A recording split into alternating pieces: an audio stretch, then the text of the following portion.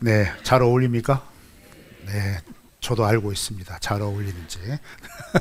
네, 태국 카렌족의 전통 의상입니다. 네, 남자들이 주로 입는 옷이고요. 뭐가 많죠? 네, 신분이 높을수록 이렇게 많이 달린답니다. 그래서 제가 어마어마하게 달렸어요. 우리가 보기 뭐 이런 걸 달리나 했지만 사실 삥 돌아보면 딱 하면 이렇게 딱 돌아가는데 이게 샥 펴지는데 안 펴지네요. 네, 지난 주일간 우리 김승호 목사님과 이득근 목사님이 참 은혜스럽게 말씀을 전해주신 것을 실시간으로 보지는 못했습니다. 그렇지만 이제 그 연결이 되는 지역으로 나와서 나중에 보니까 정말 은혜스럽게 말씀을 잘 전해주신 것 같더라고요. 여러분, 우리 목사님들 설교 잘하시죠? 얼마나 감사한지 모릅니다. 하나님의 말씀들이 이렇게 흥왕하게 우리 공동체 가운데 늘 넘쳐났으면 좋겠어요. 여호수아 12장은 여호수아 전체의 흐름에서 보았을 때 1장부터 12장의 종결부입니다. 1장부터 12장의 주된 방향성은 뭐냐면 가나안 땅을 정복하는 이야기입니다. 그러니까 12장은 정복한 땅들에 대한 현황이 나오는 것이죠. 그런데 이제 땅의 지명을 밝히는 게 아니라 왕들을 정복하여 죽인 왕들의 이름을 거론합니다. 이름이 아니고 지역의 왕들을 거론하죠.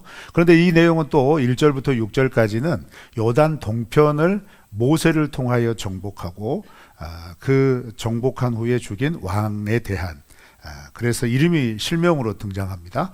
아모리 왕의 시혼과 바산의 왕인 옥을 죽였다라고 하는 내용이 1절부터 6절 말씀이고, 그리고 이제 7절 말씀부터 24절 말씀은 이제 요단 서편의 땅을 여호수아에 의해서 이렇게 정복을 했다라고 기록을 하는 겁니다. 그러면서 31명의 왕을 거론합니다.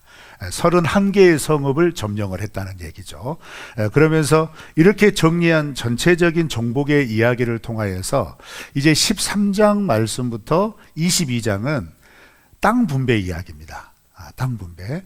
실제적으로 요단 동편은 루벤, 갓, 므낫세 절반, 이 두 지파 반에게 이미 분배가 된 겁니다.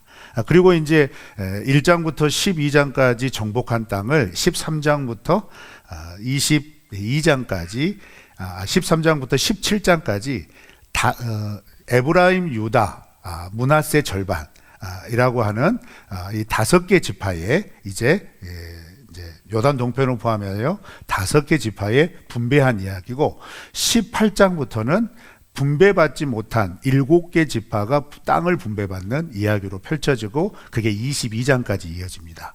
그리고 이제 23장, 24장은 여호수아가 죽기 전에 이스라엘 백성들에게 고별 설교하는 것으로 여호수아의 전체적인 내용이 마무리됩니다. 그래서 오늘 본문 말씀은 크게 두 가지의 흐름을 가지죠.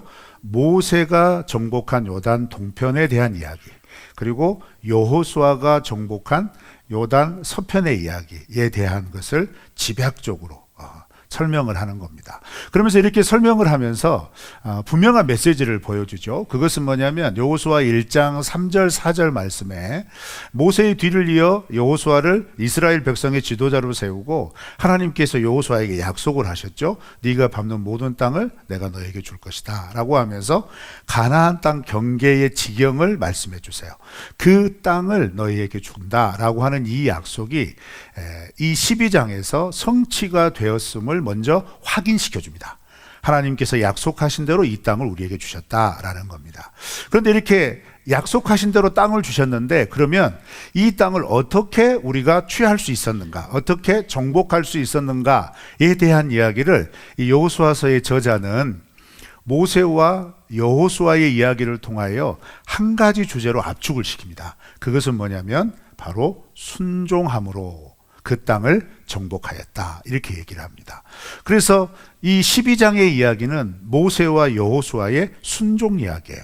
그러면 1절부터 6절 말씀에 나와 있는 모세의 순종은 어떤 순종이냐 했을 때, 여러분, 모세의 순종에서 이 요단 동편을 점령하는 이야기에서 우리가 간과하지 말아야 할 것은 모세는 이 요단 동편의 아모리 족속과 그 다음에 바산 왕국과의 전투를 벌일 때 이미 그는 너는 가나안 땅 들어가지 못한다 라고 하는 하나님의 선언을 받은 뒤입니다.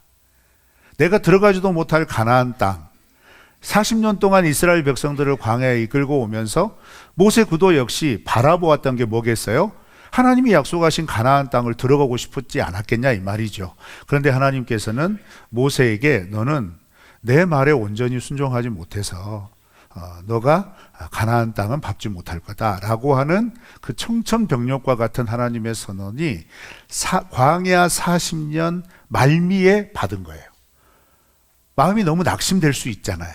그런데 그런 낙심될 수 있는 상황에서 하나님은 모세에게 아모리 족속 왕 시혼과 바산의 왕 옥과 전쟁을 벌이라고 말합니다. 그래서 그들의 땅을 취하라고 명령하신 거예요. 여러분, 마음이 꺾여버린 거예요. 그렇죠? 정말 소원하고 정말 간절히 바랬던 소망이 하나님에 의해서 좌절이 된 겁니다. 그런데 그런 상황에서 모세는 어떻게 해요? 내 감정과 내 상황이 아니라 하나님이 계획하신 하나님 나라의 계획에 온전히 순종합니다. 이게 정말 어렵겠죠? 너무 힘들 것 같아요.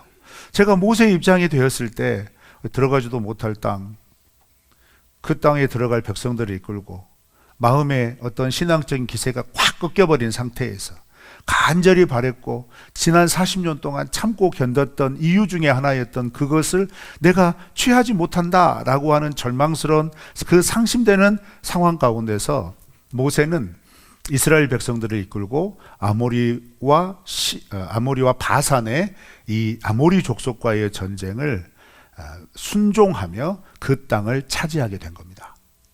그래서 여러분, 모세의 순종의 가장 중요한 특징은 뭐냐? 그럼에도 불구하고 끝까지. 이게 모세 순종의 특징입니다. 따라서 해보실까요? 그럼에도 불구하고 끝까지. 여러분, 우리 이렇게 순종할 수 있을까요? 아멘 안 되시죠? 여러분, 우리 이렇게 순종할 수 있을까요? 근데 우리는 일상에서 이게 얼마나 어려운지 모르잖아요. 간절한 기도 제목이 있는데 그 기도 제목을 붙들고 하나님 앞에 기도하는 중에 하나님께서 그런 거예요. 그거 너한테 필요하지 않다. 이렇게 응답을 주실 때 마음이 어쩌시겠어요? 너무 간절하게 하나님 앞에 매달리면서 하나님 좀 도와주십시오. 하나님 좀 이끌어 주십시오. 라고 울부짖고 있는데 하나님께서 아니, 이것으로 족하다. 이렇게 말씀하실 때 어쩌시겠어요? 이 문제가 모세가 직면한 문제였다는 겁니다. 그런데 모세는 그런 상황에서 너무 기가 막히죠? 너무 상심되죠? 근데 하나님께서 말씀하신 대로 여전히 오늘 순종하며 하나님이 명령하신 순종을 감당하며 나간 겁니다. 여러분, 우리가 지금 당장 이러지 못하더라도 우리의 삶에 이런 추구함을 잃어버리지 않기를 주의 이름으로 축원합니다. 하나님은 살아계십니다. 하나님이 살아계셔서 우리의 앞길을 인도하시기에 내가 가장 간절히 소원하는 것이라도 나를 사랑하시는 하나님이 나에게 불필요한 것이라고 여기시면 그거 막으시는 겁니다. 오히려 그것이 나를 하나님과의 관계에서 멀어지게 할 수 있는 유혹거리가 된다면 아예 사랑하는 하나님이 그것을 차단시켜 주는 겁니다. 아니, 모세의 경우를 들자 보면 네, 순종하다가 마지막 한 번 미끄러진 거예요. 그런데 그 한 번 미끄러진 걸 모세이니까 그것에 대한 대가를 치르라는 거예요. 왜요? 가장 본을 보여야 할 신앙의 지도자가 하나님 앞에 불순종하는 모습 그 하나가 미칠 온 백성의 영향력, 그걸 하나님은 매우 경계하신 겁니다. 그래서 인간적으로 보면 그의 인생에 가나안 땅에 들어가서 해피엔딩이 돼야죠.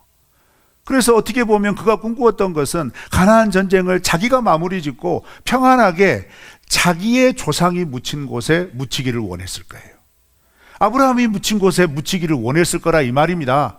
그런데 하나님께서 너는 살아생전에 들어가지 못한다. 왜? 나의 명령을 온전히 순종하지 않았기 때문에.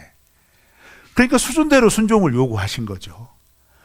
정말 하나님의 말씀으로 살아간다고 작정을 했지만 하나님의 말씀대로 살아가지 못하는 실패들이 우리 가운데 무수히 일어날 수 있지만 그 가운데서 특별히 하나님의 말씀을 맡은 자로, 하나님의 말씀을 지도하는 자로 부름을 받은 이들에게는 격이 다른 순종을 요구한다는 겁니다. 그래서 하나님의 그런 마음을 따라 모세는 이 요단 동편의 싸움에서 정말 격이 다른 순종을 보여주고 있는 거예요. 자기의 감정과 상관없이, 자기가 좌절된 것과 상관없이 하나님의 명령에 온전히 순종하며 나간 겁니다. 여러분, 우리가 이 모세의 모습을 잃지 않기를 주님의 이름으로 축원합니다. 그 다음에 두 번째 여호수아의 순종은 이제 7절부터 24절에 있는 말씀인데요. 여러분, 오늘 본문 말씀에서 읽지는 않았는데, 6절에서도 한번 읽어봤죠. 우리 6절 한번 다 같이 읽어볼까요? 6절 시작. 여호와의 종 모세와 이스라엘 자손이 그들을 치고 여호와의 종 모세가 그 땅을 르우벤 사람과 갓 사람과 므낫세 반 지파에게 기업으로 주었더라. 자, 6절을 딱 보시고 그 다음에 이어지는 7절 한번 읽어볼까요? 시작. 여호수아와 이스라엘 자손이 그만. 요단편. 모세와 여호수아를 수식하는 게 다르죠. 모세는 어떻게 수식하고 있습니까? 표현하고 있죠. 여호와의 종. 근데 여호수아는요? 그냥 여호수아. 이 차이가 뭔 차이인지 아시겠어요? 굉장히 큰 차이입니다. 이제껏 설명드린 모세의 순종, 그 순종에 어떻게 보면 빛나는 면류관과 같은 하나님의 인정이에요. 모세는 자기 감정, 자기 상황, 자기 형편에 따라 순종해도 되고 순종하지 않아도 되고 이런 게 아니었다는 거죠. 주인 되신 하나님의 명령에 내 상황과 상관없이 순종했다는 거예요. 이런 여호와의 종이라는 표현 속에 담긴 종이라는 의미 속에서 이런 메시지를 끄집어낼 수 있다면, 그럼 여호수아는요? 여호수아 1장을 시작하면서 하나님께서 여호수아를 어떻게 표현하셨냐면 모세의 시종 이렇게 표현했습니다. 아직 여호와의 종까지 올라오지를 못했어요. 왜 그랬을까요? 여러분, 우리가 1장부터 12장까지 가나안 전쟁을 쭉 살펴보면서 여호수아의 모습을 살펴보았을 때 특별히 아이성 전투나 그 다음에 기브온 족속과의 화친 과정을 살펴보면서 여호수아의 리더십이 아쉬웠어요. 그렇죠. 결정적으로 하나님의 백성으로서, 하나님의 군대로서 그 군대를 이끌고 나가는 선택의 순간에, 판단의 순간에 여호수아의 판단은 매우 신중하지 못한 부분도 있었고, 또 하나님의 뜻과는 맞지 않는, 하나님의 뜻을 아예 모르는 상황 가운데서 어찌할 바를 모르는 모습들이 펼쳐지고 있었죠. 문제는 그런 상황과 그런 여건 속에 있었지만 여호수아에게 보이는 가장 큰 아쉬움은 뭐냐? 그 매 순간, 고민되었을 그 순간, 혼란스러웠을 그 순간, 판단이 안 서는 그 순간 여호수아는 모세와 정말 다른 모습을 보입니다. 어떤 모습일까요? 여호와께 묻지 않습니다. 그게 1장부터 12장에 나와 있는 여호수아의 전쟁의 모습인 거예요. 그렇죠? 그런 측면에서 보면 모세의 순종은 정말 격이 다른 순종인 것을 우리가 알 수 있죠. 그럼에도 불구하고 여호수아도 하나님 앞에 순종합니다. 정말 충성스럽게 순종했어요. 그래서 그 충성스럽게 얻어진 결과가 뭐냐? 31명의 왕들의 목록인 겁니다. 생각해 보십시오. 31번의 전투를 치렀다는 얘기입니다. 31번의 전투를 치르면서 여호수아의 마음은 어땠을까요? 직접적으로 기록되지 않지만 우리가 여호수아의 전체적인 맥락을 쭉 살펴보면 여호수아를 딱 시작하는 1장에 가장 빈번하게 등장하는 정서가 무엇이냐면 불안해하는 여호수아, 그 여호수아에게 하나님도 그렇고 모세도 그렇고 야 놀라지 말아라, 담대해라, 강해라 이런 것들을 반복하며 말해주고 있어요. 그 말은 뭘까요? 여호수아의 마음이 그렇게 아직은 다듬어지지 않았고 단단하지 않았다는 얘기입니다. 그렇게 초조해하는, 불안해하는 여호수아에게 모세도 나와 함께 했던 하나님이 너와 함께 할 거다. 놀라지 말아라, 두려워하지 말아라, 강하여라, 담대하라 이 말을 했고, 하나님께서도 모세가 한 말을 그대로 들려주시면서 여호수아야, 내가 모세와 함께 했던 것처럼 내가 너와 함께 할 거다. 놀라지 말아라, 두려워하지 말아라, 강하고 담대하여라. 이 말이 자꾸 반복이 된다는 거예요. 그럼 그 말은 무슨 말일까요? 신명기 제일 마지막 부분과 여호수아 1장이 모세가 여호수아에게, 하나님께서 여호수아에게 이 말이 반복이 된다는 거예요. 그만큼 여호수아는 너무너무 큰 부담을 가지고 있는 거예요. 굉장히 큰 부담으로 이 여호수아를 시작한다는 겁니다. 그런데 그렇게 부담으로 시작한 여호수아에게 하나님께서 내가 너와 함께 할 거다, 놀라지 말아라, 두려워하지 말아라, 강하여라, 담대하여라 이렇게 말씀하였지만, 그렇게 담대함으로 나간 믿음의 여정 31번의 전투 기간 동안 여호수아의 마음은 매 순간이 그 말씀 붙잡고 그 약속 붙잡고 믿음으로 순종하려는 발버둥의 시간들이었을 겁니다. 그래서 여러분, 여호수아의 순종은 어떤 순종일까? 곰곰이 묵상하며 하나님 앞에 지혜를 구해보니까 하나님께서 이런 마음을 주었어요. 여호수아의 순종은 따라서 할까요? 믿음의 순종. 완성된 믿음이 아니라 믿고 붙잡으려고 발버둥 친 거예요.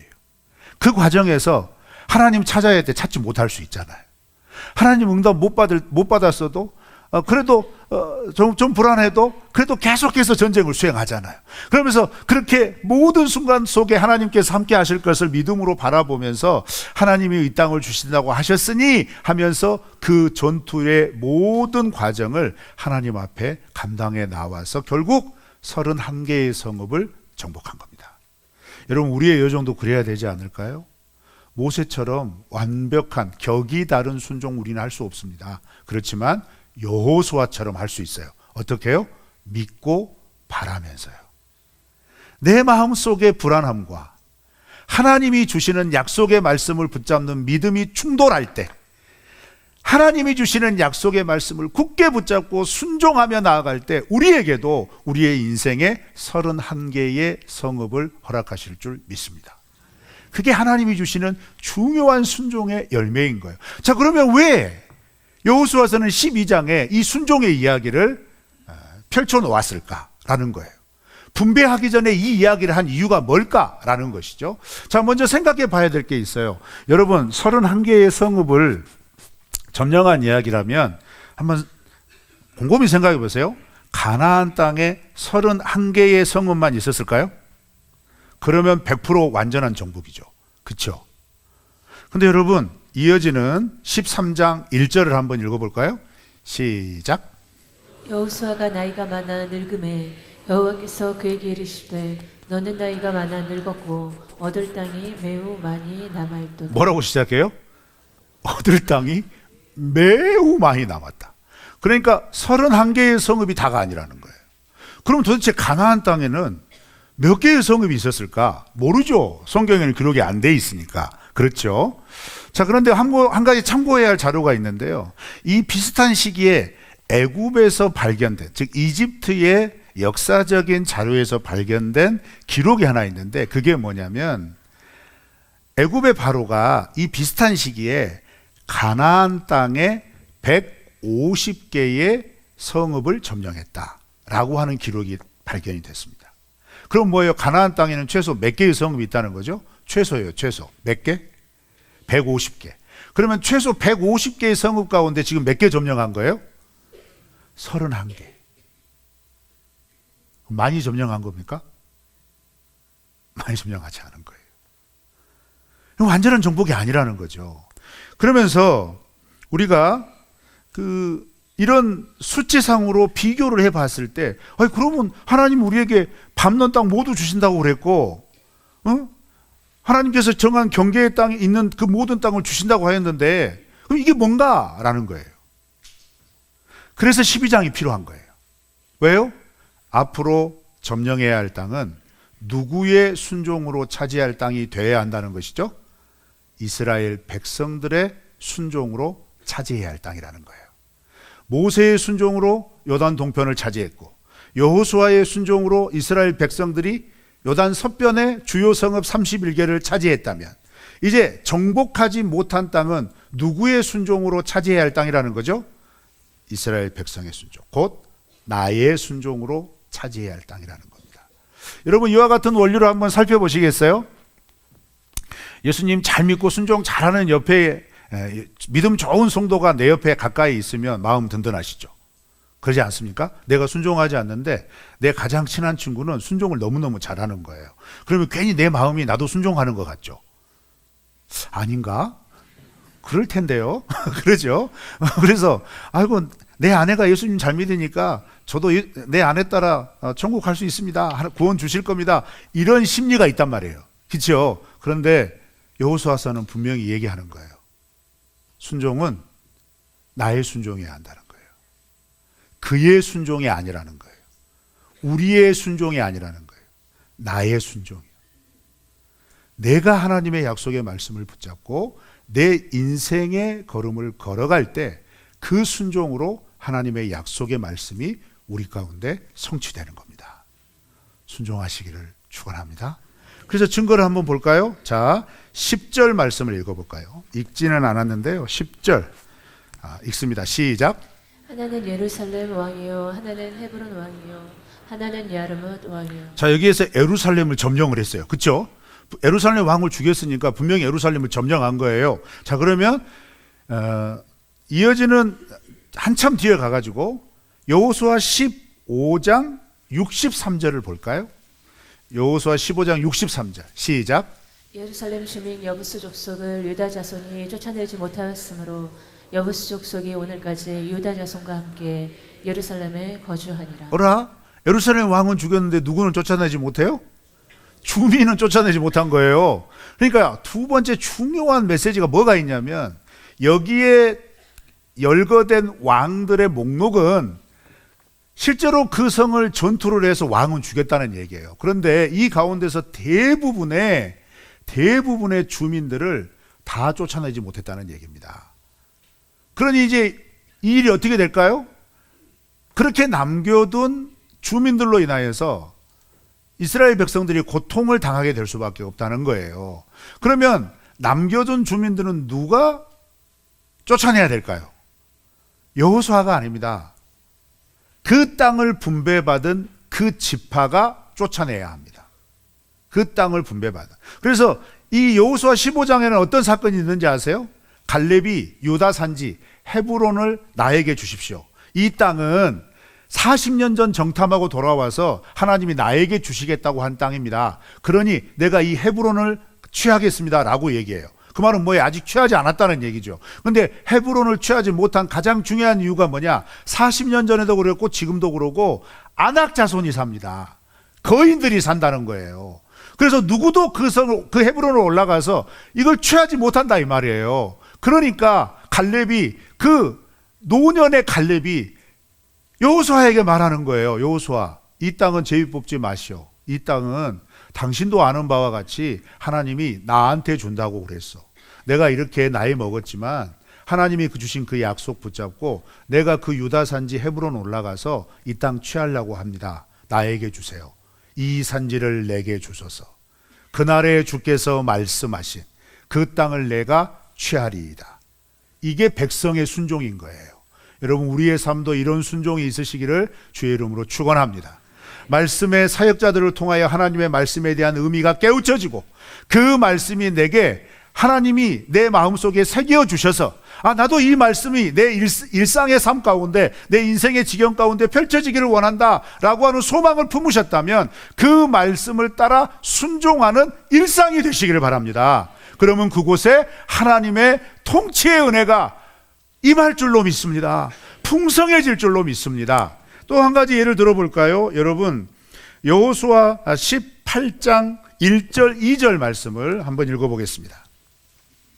여호수아 18장 1절 2절 시작. 이스라엘 자손의 온 회중이 실로에 모여서 거기에 회막을 세웠으며 그 땅은 그들 앞에서 돌아와 정복되었더라. 그러나 이스라엘 자손 중에 그 기업의 분배를 받지 못한 자가 아직도 7지파라. 네, 13장부터 17장까지는 총 5개의 지파가 땅을 분배받습니다. 요단 동편의 루벤, 갓, 므낫세, 그리고 요단 서편의 에브라임, 그리고 유다, 므낫세 절반, 해서 총 5개의 지파만 땅을 분배를 받은 거예요. 근데 아직 7개 지파, 12지파 가운데 7개 지파가 아직 분배를 못 받고 있는 거죠. 그런데 이제부터의 전쟁은 어떤 전쟁이 되느냐라고 했을 때 아직 완전히 정복하지 못했지만 하나님께서 약속하신 땅의 경계를 딱 놓고 18장에서 정탐꾼들을 보냅니다. 이 정탐꾼의 목적은 뭐냐면 땅을 분배하기 위하여 아직도 남아있는 가나안 족속들이 거하고 있는 현황들을 파악하는 거예요. 그러니까 7지파의 땅은 어떤 땅이냐? 하나님이 분배해 주신 땅인데 특징이 뭐냐? 차지한 땅이 아니라 차지할 땅이라는 거예요. 차지할 땅을 분배받고 이제 지파별로 그 일을 진행해 간다는 것이죠. 그런데 여러분, 여기에서 굉장히 큰 문제가 발생합니다.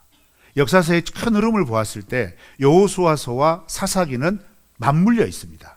혼재되어 있습니다. 왜 혼재되어져 있느냐?